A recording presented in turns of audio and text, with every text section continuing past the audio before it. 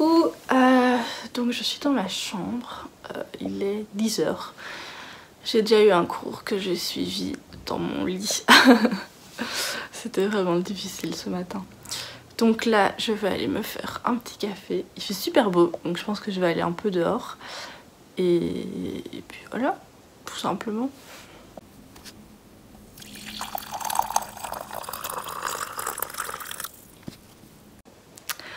Avant de sortir, je vais ouvrir le calendrier de l'Avent. Cette coiffure. J'ai dormi avec une tresse. Enfin, du coup.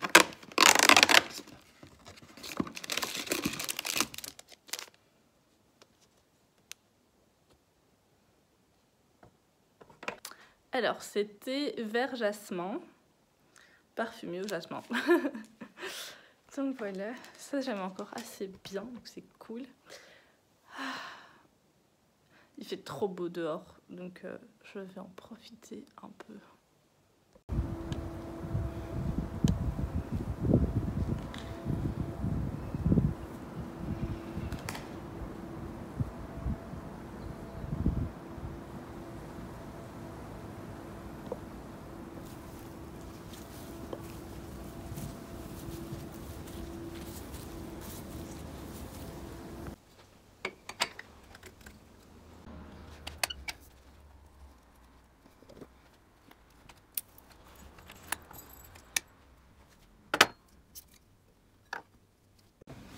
Mettons-nous à l'aise. J'enlève mes chaussures. Ça fait du bien. Hop. Ok. Voilà. Alors, ce vlog n'a pas beaucoup de contenu. Donc, en fait, il y a une amie qui est passée et donc on a passé les cours ensemble. Ça m'a trop fait du bien de voir quelqu'un, surtout quelqu'un des cours. Enfin voilà, c'était vraiment sympa. Ce soir, on va parler entre copines. Donc, j'ai mon petit verre de vin. Et c'est parti. N'hésite pas à te servir un petit verre de vin aussi. Ce sera plus convivial. Donc c'est du chardonnay, si ça vous intéresse de savoir. Alors, donc je vais vous parler de Bébraillance et de la culotte de règles. Donc d'abord Bébraillance, il y en a beaucoup qui m'ont demandé de donner mon avis une fois que j'aurai fini. Donc là ça fait, je sais même plus si ça fait une semaine ou pas, mais ça fait déjà plusieurs jours que je fais. Et je sais pas, mon avis est un peu mitigé, genre je sens au fur et à mesure que ça sensibilise mes dents.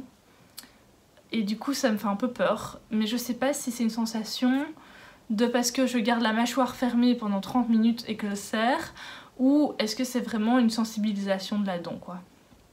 Ensuite, ça j'avais déjà vu dans une vidéo de quelqu'un, c'est que ça fait des petites taches blanches à des endroits genre j'ai eu un appareil dentaire et du coup là où il y a eu de la colle, ben, ça se voit plus.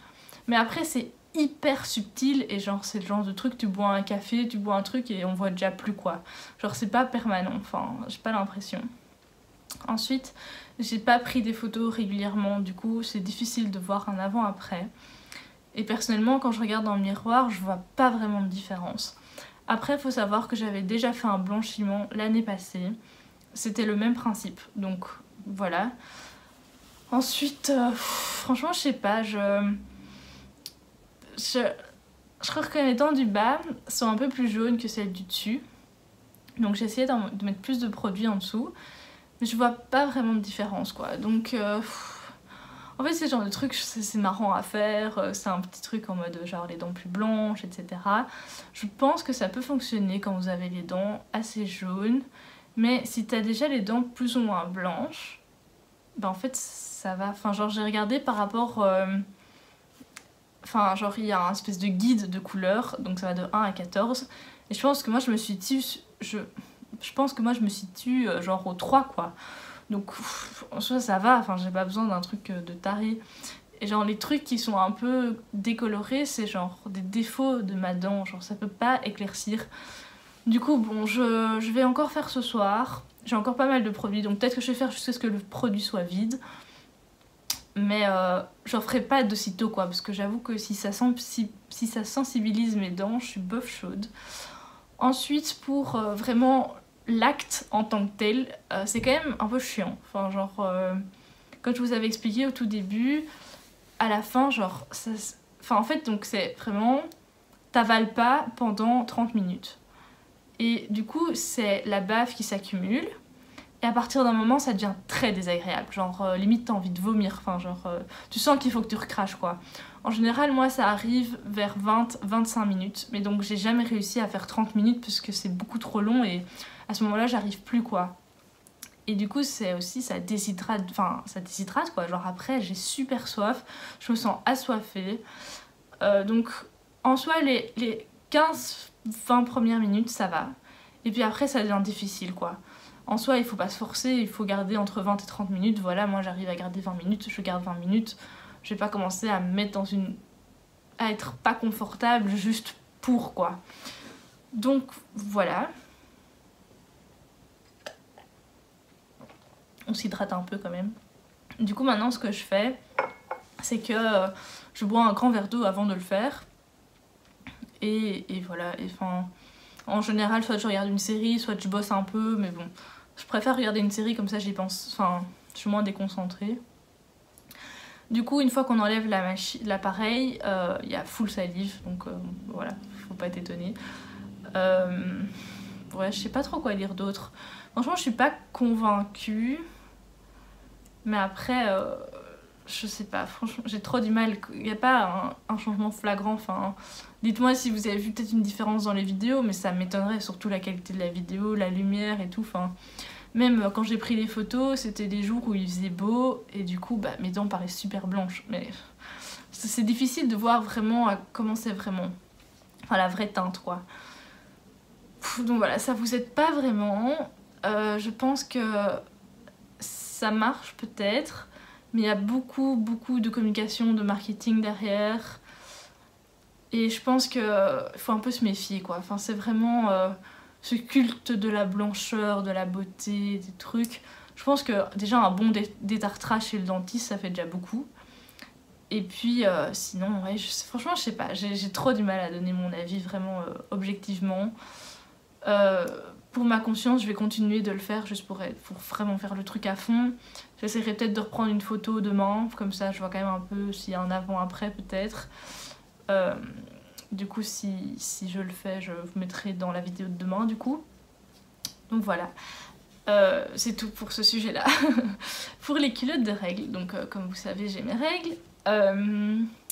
J'ai les culottes S Moon que j'ai achetées chez Etam. Donc j'en ai acheté 3 il y a tout juste 1 an. Donc comme ça, il y a une certaine...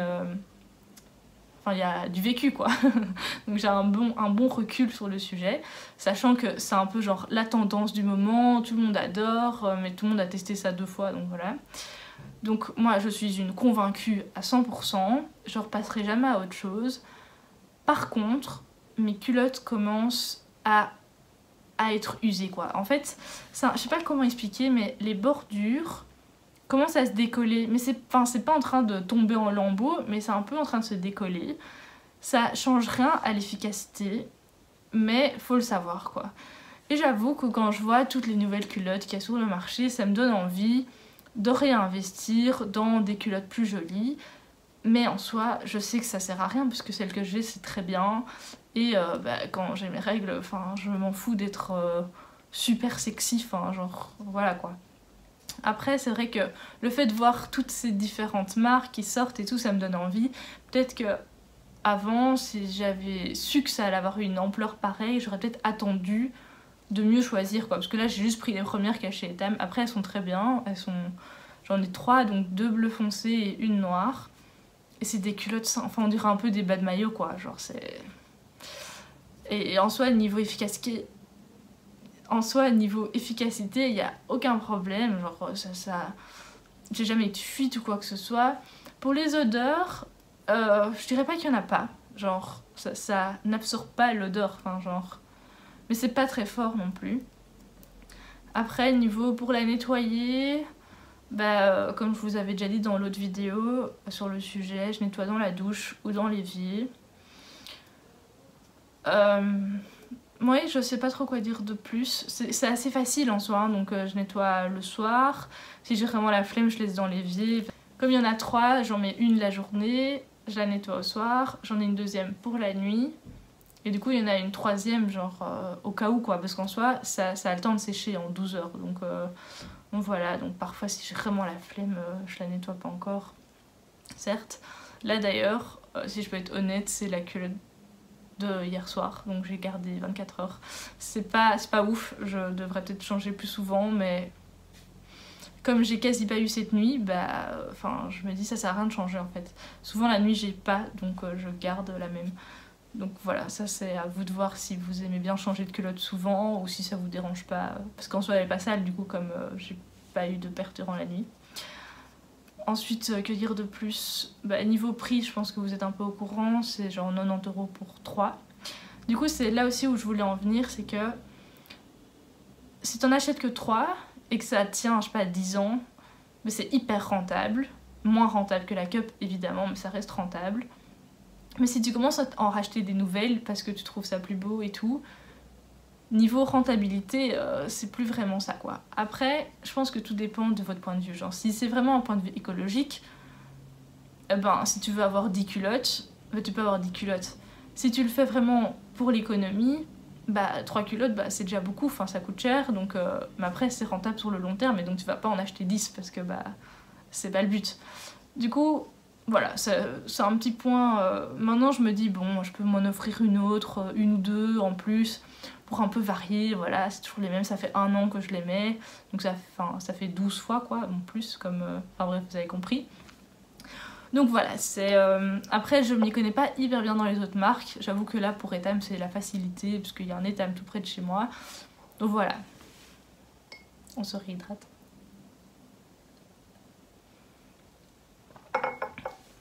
Après franchement, je connais personne qui n'a pas été convaincu, donc si vous hésitez, j'imagine que la seule raison ce serait économique, enfin je sais pas, mais en tout cas franchement c'est... Il n'y a pas de raison d'hésiter quoi, genre je sais pas comment c'est possible que maintenant il y a encore des gens qui mettent des tampons. Genre j'étais une adepte des tampons, donc voilà, je comprends, mais il n'y avait pas toutes ces alternatives. Et en fait le problème des tampons, je trouve que c'est que quand tu commences à avoir tes règles, tu commences pas direct par mettre un tampon, enfin c'est quand même chaud quoi, genre tu commences par une serviette ou quoi, mais les serviettes je trouve ça abominable, vraiment. Du coup voilà, mais j'ai perdu mon fil de pensée. Qu'est-ce que je voulais dire? Oui, du coup, en fait, quand t'as tes règles pour la première fois, je trouve qu'une culotte, c'est vraiment bien, quoi.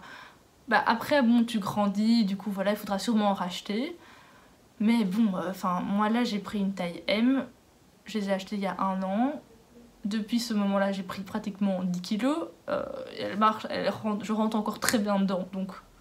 Il y a quand même une certaine marge, c'est assez élastique quoi, donc voilà. Par contre, il y a un point négatif, c'est si vous allez chez des gens, ou quand vous allez en camp scout, ou des trucs comme ça. C'est vrai qu'à ce moment-là, je trouve ça très délicat, parce qu'il faut la nettoyer. Et donc, passer un quart d'heure dans la salle de bain à nettoyer ta culotte, il faut la mettre quelque part pour qu'elle sèche, c'est pas toujours évident. Donc à ce moment-là, je trouve qu'avoir une cup, en cas enfin voilà, si vous n'êtes pas du tout à l'aise de nettoyer votre culotte ou en camp, quoi que ce soit, je trouve que la cup, c'est une très bonne alternative. Après, encore une fois, si vous commencez tout de suite, genre je connais beaucoup de gens qui ont peur de mettre la cup, c'est pas confortable, il y en a, je connais beaucoup de gens, ça fuite quand même, malgré tout, ils n'arrivent pas à bien la mettre. À ce moment-là, il faut voir un peu... Je pense qu'avoir une cup de rechange, c'est toujours bien, parce qu'on sait jamais qu'est-ce qu'on va faire ou quoi, enfin voilà. Et du coup, il faut essayer quoi, genre si vous avez peur des fuites, limite mettez une cup avec votre culotte de règles, comme ça vous êtes sûr. Et puis comme ça, vous êtes protégé si ça fuit. Et comme, enfin voilà, moi je pense que ça c'est une bonne alternative pour commencer. Moi je dirais d'investir dans les deux et de garder la cup en voyage ou au camp ou chez des gens. Parce que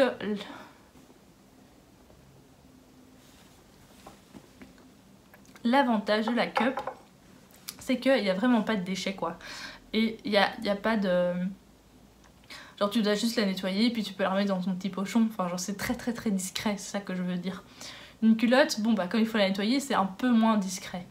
Donc je trouve que si vous avez besoin de discrétion, bah la cup c'est pas mal. Après bon bah il y a encore... La cup a aussi ses effets négatifs par rapport à l'hygiène, parce que si tu la nettoies mal, etc.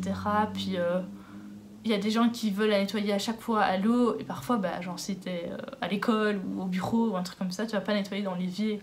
Ça c'est pas très hygiénique pour les autres. Après moi je nettoyais avec un papier, ça m'a jamais dérangé. Ça c'est à vous de voir votre sensibilité par rapport à l'hygiène on va dire. Moi je suis un peu...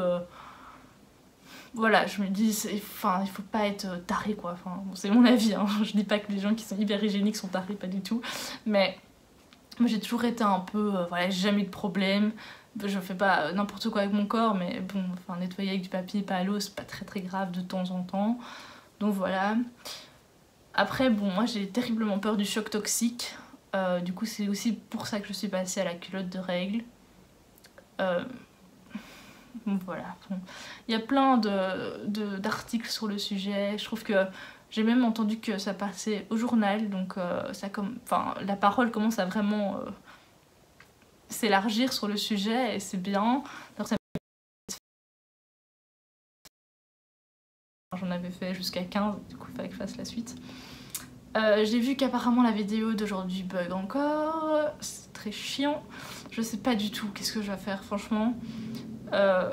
Sans musique je trouve ça un peu dommage.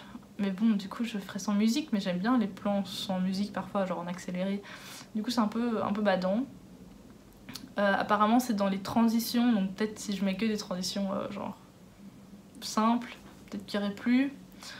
Je sais pas. Le truc c'est que je vais jamais voir moi une fois que la vidéo est en ligne.